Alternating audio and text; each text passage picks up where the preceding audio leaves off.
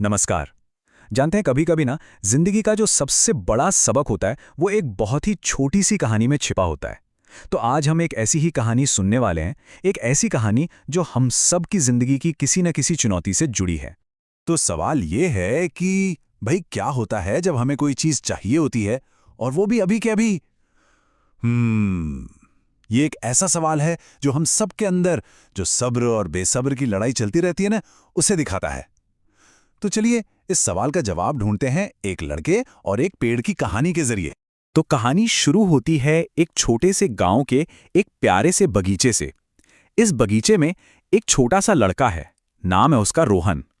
और वहीं उसी बगीचे में खड़ा है एक बहुत पुराना और समझदार सेब का पेड़। मतलब ऐसा पेड़ जिसने न जाने कितने ही मौसम देखे होंगे। तो मिलिए इन किरदारों से। एक तरफ है रोहन, एक छोटा बच्चा जो उत्साह से भरा हुआ है। दूसरी तरफ है वो पेड़, पुराना, बुद्धिमान, जिसकी शाखाएं बहुत मजबूत हैं। और एक छोटा सा हरा सा सेब जो अभी बिल्कुल कच्चा है। तो होता यह है कि एक दिन खेलते खेलते रोहन की नजर अचानक पेड़ की एक ऊंची डाल पर जाती है और वहां उसे दिखता है एक नन्हा सा हरा सेब। और बस उसे देखते ही रोहन की आंखों में एक अलग ही चमक आ जाती है। और उसके मन से बस एक ही आवाज निकलती है, मुझे ये सेब अभी खाना है। देखिए, रोहन की इस जिद में ना वही अधीरता है जो हम सब कभी ना कभी महसूस करते हैं।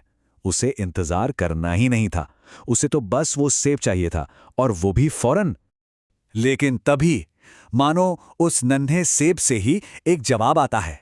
एक धीमी सी आवाज कहती है, छोटे लड़के, मुझे बढ़ने के लिए थोड़ा वक्त तो चाहिए।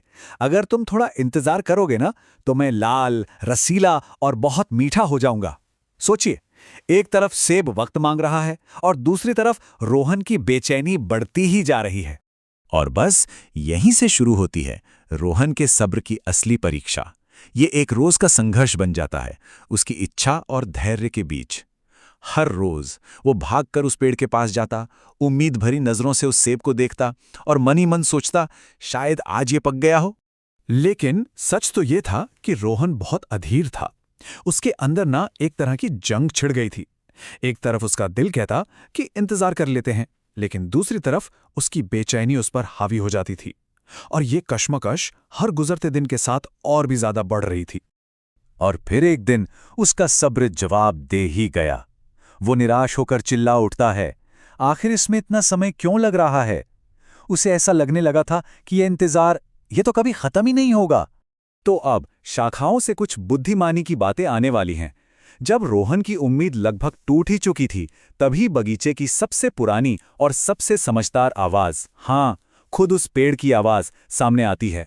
पेड़ की आवाज में एक अजीब सा ठहराव था। वो बहुत प्यार से समझाता है, अच्छी चीजों में थोड़ा वक्त लगता है मेरे बच्चे।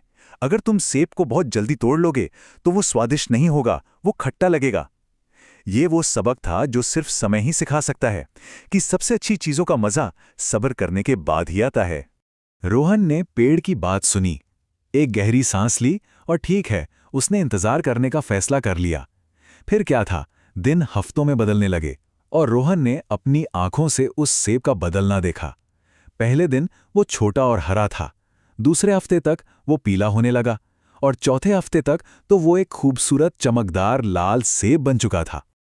और अब बारी थी उस सबसे मीठे इनाम की। जी हां, सच्चाई का वो पल आखिरकार आ ही गया था। रोहन के इतने लंबे इंतजार का फल अब बिल्कुल उसके सामने था। जरा सोचिए, रोहन के सामने दो रास्ते थे, है ना? एक रास्ता था बेसब्र होने का, जिसका नतीजा क्या होता, एक खट्टा कच्चा सेब। और दूसरा रास्ता था धैर्य का, सब्र का, जो उसे एक मीठे और रसीले इनाम तक ले जाने वाला था। और फिर वो सुबह आई। जब रोहन बगीचे में गया तो ऐसा लगा मानो वो पका हुआ लाल सेब खुद उसे बुला रहा हो, कह रहा हो, मैं अब तैयार हूं। उसका इंतजार आखिरकार पूरा हो चुका था। वो पल वाकई देखने लायक था। रोहन ने बहुत ही धीरे से, बहुत प्यार से उस चमकदार लाल सेब को डाल से तोड़ा। उसने अपनी आंखें बंद की और एक बड़ा सा बाइट लिया। यही तो वो पल था जिसके लिए उसने इतना सब्र किया था। और सेब मुंह में जाते ही उसकी आंखें खुल गईं। वो खुशी से चिल्लाया, अरे वाह, ये तो बहुत मीठा और रसीला है। उसकी खुशी का कोई ठिकाना ही नहीं था। जानते हैं, उस एक निवाले में सिर्फ मिठास नहीं थी, उसमें उसके सब्र का इनाम भी था। उस दिन उसने सच में सीखा कि धैर्य का फल वाकई बहुत मीठा होता है। तो रोहन की ये जो छोटी सी कहानी है ना, ये हमें जिंदगी के एक बहुत बड़े, बहुत जरूरी सबक तक ले जाती है, और वो सबक है धैर्य की शक्ति। इस पूरी कहानी का सार, इसका मॉरल बहुत सीधा और गहरा है कि जो अच्छी चीजें होती हैं ना, वो उन्हीं को मिलती हैं जो इंतजार करना जानते हैं। सब्र का फल मीठा होता है ना।